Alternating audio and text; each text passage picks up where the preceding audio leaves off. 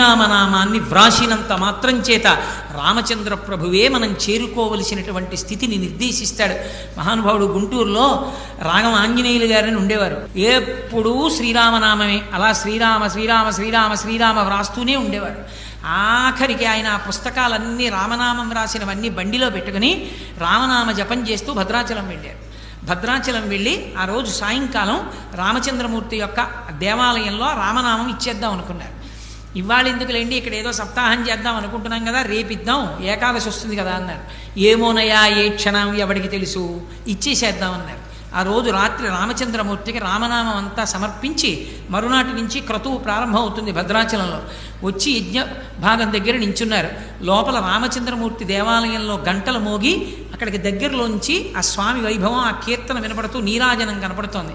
ఆ నీరాజనం వంక చూస్తూ అలాగే నిలబడి రామ రామ రామ అంటూ శరీరం వదిలేసి